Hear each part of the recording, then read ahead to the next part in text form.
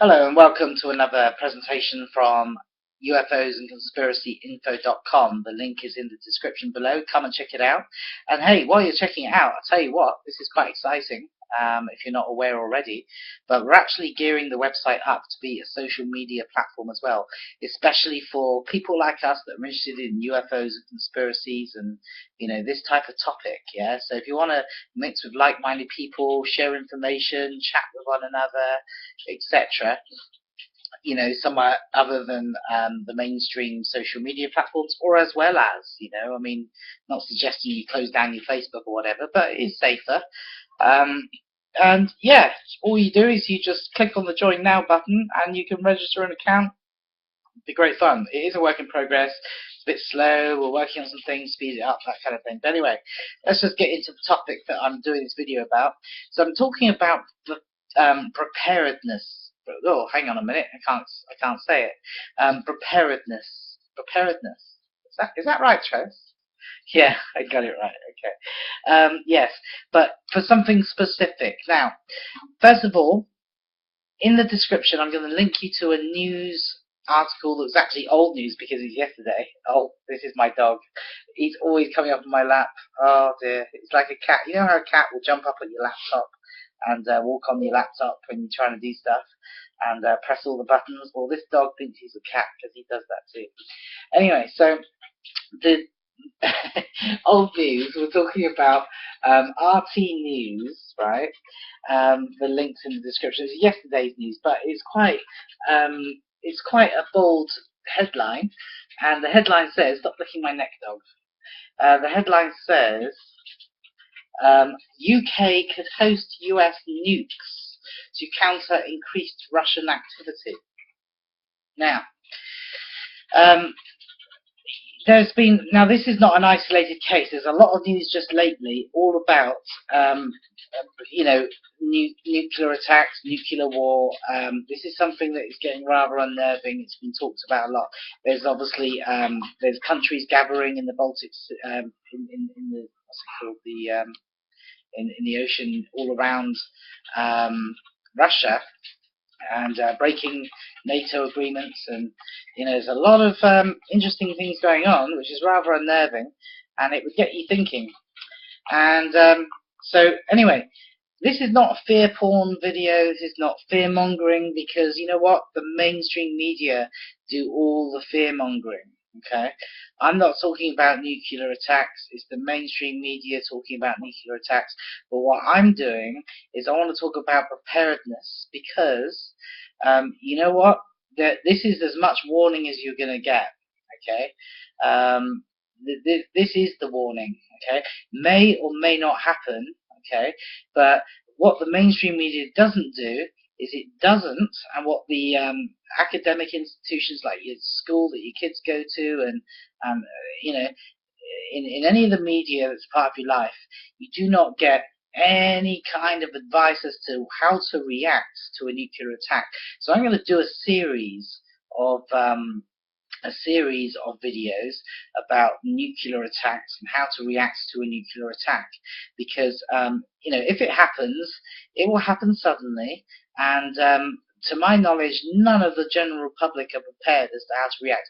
And how you react is maybe a lot more complicated than you think, and it's not the same way that you would react in any other way. Radiation, nuclear radiation, it's a very bizarre thing. The effect that it has upon you. Okay, so what I'm going to do is I'm basing these series on very precise, to the point tutorial of instructions how to react to a nuclear attack in WikiHow, and I'm going to put that link there. Okay, but here's just a few points in my introduction. This is part one, and it's a bit of an introduction. Okay, so first of all, when the shit hits the fan, and if someday we're struck with a nuclear attack, if you're exposed to the elements, if you're out there in the air, you're going to be dead very quickly. Okay, so you need to have food, because you're going to need to get somewhere. Okay, and you can have it all sealed up and preferably underground. But hey, we're going to go into all of that in a little while in another video. But you need food. Okay, so ask yourself this: have you got enough food in your house or at your disposal right now that you and your family can can survive on the food and the water? Okay, water is even more important than food. Okay, to survive for a period of time, for at least 72 hours, and preferably longer. Have you? Okay, if you haven't, you need to have plenty of food, okay, and water. Now, if you're thinking, well, as soon as the shit hits the fan, you're going to go out to the supermarket, that's a really bad idea. It's going to be really dangerous because everyone's going to be panicking. But not only have you got, you see, in a lot of possible cataclysmic scenarios, all you have to deal with is all the panic buying and trying to, go to the shop and get the stuff, and then all the looting's going on, all the bad stuff's going on. But with a nuclear attack, you don't just have that problem. You've also got the problem of the air is poisonous, alright? And you're going to get all irradiated and sick, okay? So you cannot just dart out to the shop as soon as the shit hits the fan. You've got to be prepared beforehand, okay? So that's very important. So now is the time.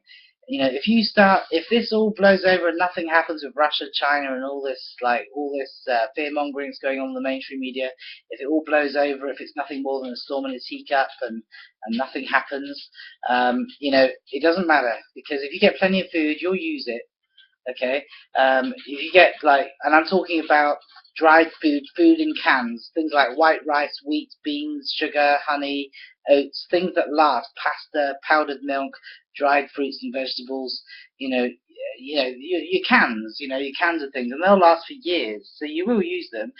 Do you know what? I used to stockpile a load of cans and pasta and rice and all that stuff, and you know what? I ended up eating it all, hit financial bad times and just ate it. So it never is wasted, But yeah, you need to have plenty for any eventuality.